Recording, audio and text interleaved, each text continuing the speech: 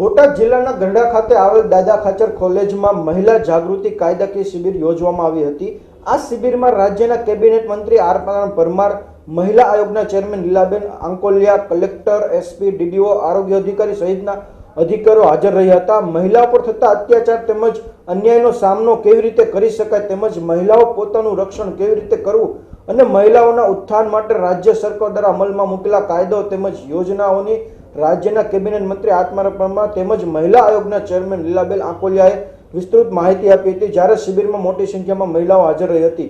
Triple તલાક મામલે મંત્રી આત્મારામ પરમારે જણાવ્યું કે તમે જો સ્ત્રીને સંપત્તિ માનતા હોય તો તે રોગ છે, તે સંપત્તિ નથી, એ સહ-હિસ્સેદાર છે અને સહ-હિસ્સેદાર આવે એટલે જ્યાં સુધી એની માંગણી અને ઈચ્છા ન હોય ત્યાં સુધી તમે એને તલાક કહીને મેરેજ લાઈફ ન ડિસ્ટર્બ કરી શકો। અને બીજા બધા મુસ્લિમ દેશોમાં આ પ્રથા નથી અને કુરાનમાં પણ તલાકનો ક્યાંય ઉલ્લેખ નથી।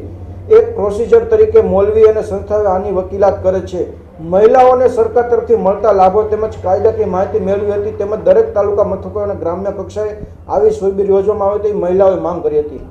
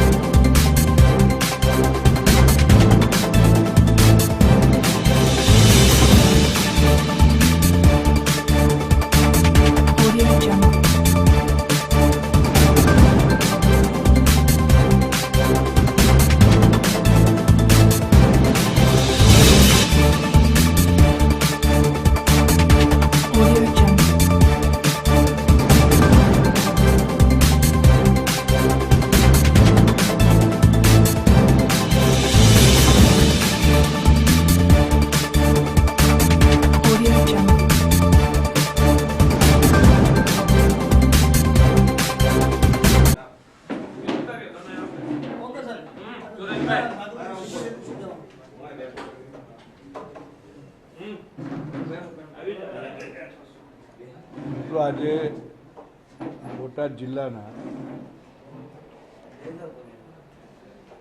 ગુજરાત રાજ્ય મહિલા આયોગ દ્વારા જે કાનૂની માર્ગદર્શન અને સહાય શિબિરનું આયોજન થયું હતું એના ઉપક્રમે આજના મહિલા સંમેલનમાં ઉપસ્થિત રહેવાની તક મળી।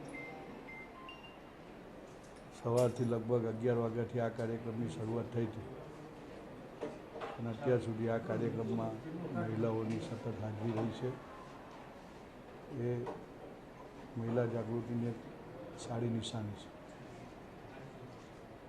આ મહિલા શિબિરમાં વિવિધ વક્તાઓએ મહિલાઓ અંગેના કાયદાઓ, ઘરેલું હિંસા સામેના રક્ષણના કાયદાઓ અને જે સર્વિસ વુમેન છે એ સ્થળે પણ જે હેરાનગતિઓ ડિરેક્ટલી ઇનડિરેક્ટલી થાય છે એની સામે રક્ષણ આપતા કાયદાઓની પણ ખૂબ વિગતે ચર્ચાઓ થઈ છે અને સરકારની પણ એક એવી માનસિકતા છે કે મહિલાઓને ગુજરાતમાં મુક્ત અને ન્યાયી વાતાવરણ મળે અને ક્યાંય પણ સમાજના અસામાજિક તત્વો મહિલાઓની ખોટી રીતે પજવણી ન કરે એ પ્રકારનું વાતાવરણ જાળવવાના સરકારના પ્રયત્નો છે અને એટલા માટે સરકારે જેટલી પણ યોજનાઓ છે એ તમામ યોજનાઓની અમલવારી ખૂબ ગંભીરતાથી કરી રહી છે.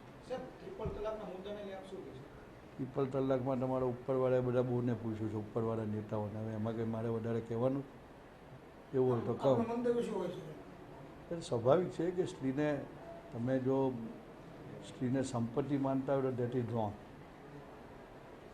સ્ત્રી એ સંપત્તિ નથી, એ સહિસ્સેદાર છે.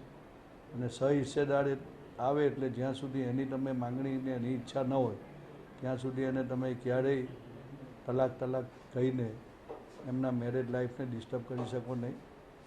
અને બીજા બધા મુસ્લિમ દેશોમાં તલાક પ્રથા નથી. ને ઇવન ત્યાં સુધી કહેવાય છે કે કુરાનમાં પણ ક્યાંય તલાકનો ઉલ્લેખ નથી. પણ એક પ્રોસિજર તરીકે આ કેટલાક ઉલેમાઓ અને મૌલવીઓને કેટલાક જે સંસ્થાઓ છે એ સંસ્થાઓ જ આની વકીલાત કરી રહ્યા છે.